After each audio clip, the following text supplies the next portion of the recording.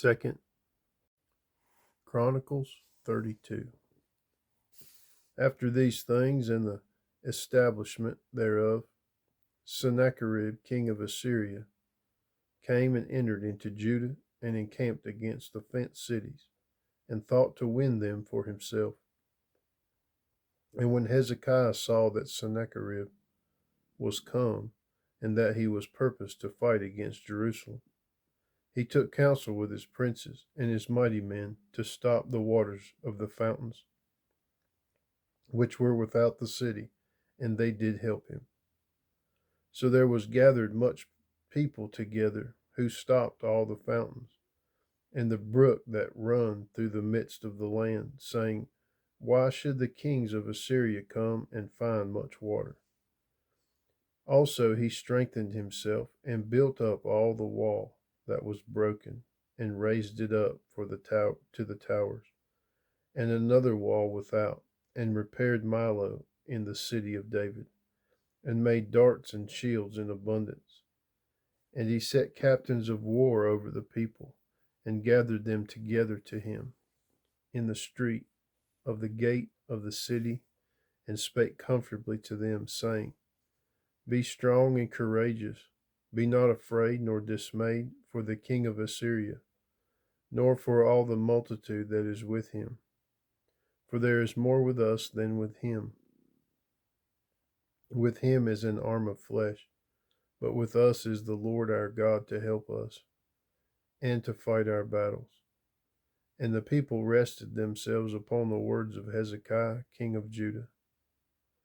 After this did Sennacherib, king of Assyria, send his servants to Jerusalem, but he himself laid siege against Lachish, and all his power with him, unto Hezekiah, king of Judah, and unto all Judah that were at Jerusalem, saying, Thus saith Sennacherib, king of Assyria, Whereon do ye trust, that ye abide in the siege in Jerusalem?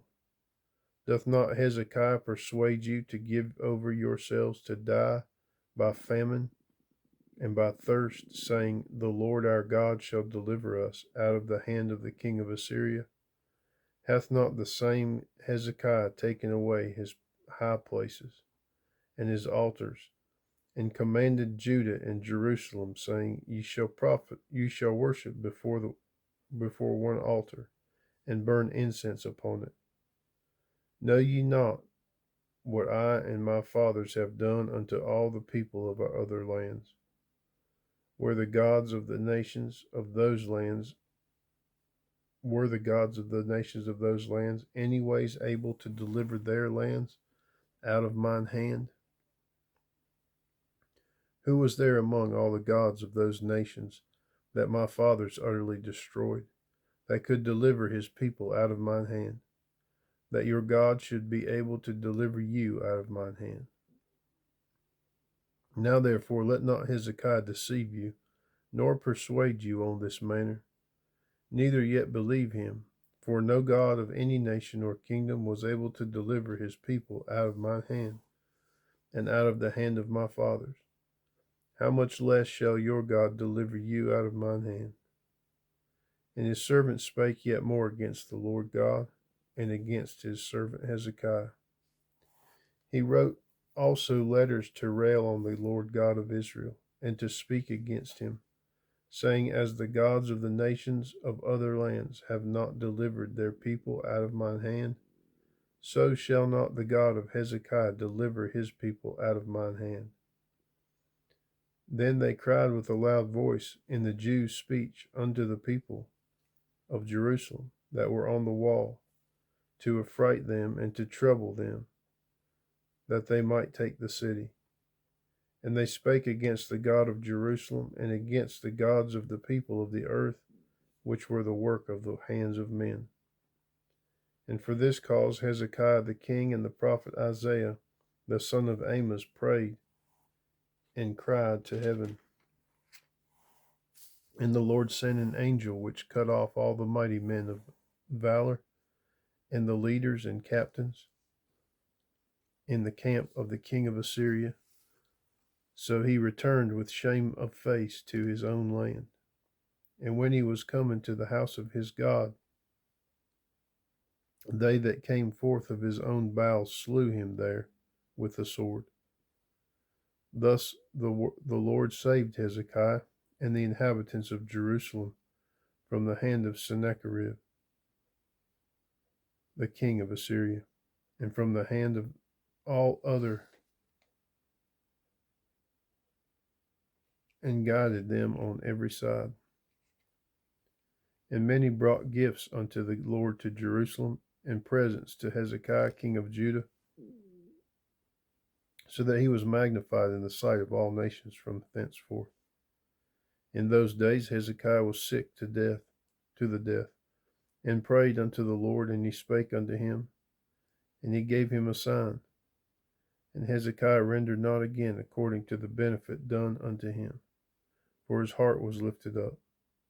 Therefore there was wrath upon him, and upon Judah and Jerusalem.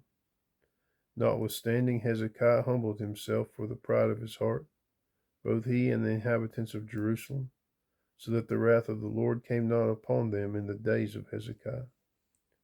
And Hezekiah had exceeding much riches and honor, and he made himself treasuries for silver, and for gold, and for precious stones, and for spices, and for shields, and for all manner of pleasant jewels, storehouses for the increase of corn and wine and oil, and stalls for all manner of beasts, and coats for flocks.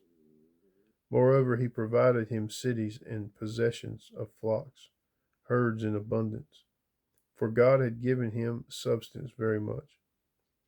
This same Hezekiah also stopped the upper watercourse of Gihon, and brought it straightly down to the west side of the city of David.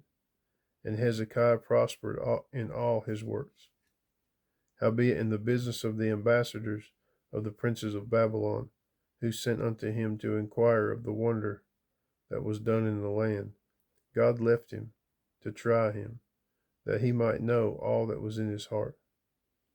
Now the rest of the acts of Hezekiah and his goodness, behold, they are written in the vision of Isaiah the prophet, the son of Amos, in the book of the kings of Judah and Israel. And Hezekiah slept with his fathers, and they buried him in the chiefest of the sepulchres of the sons of David, and all Judah, and the inhabitants of Jerusalem did him honor at his death, and Manasseh his son reigned in his stead.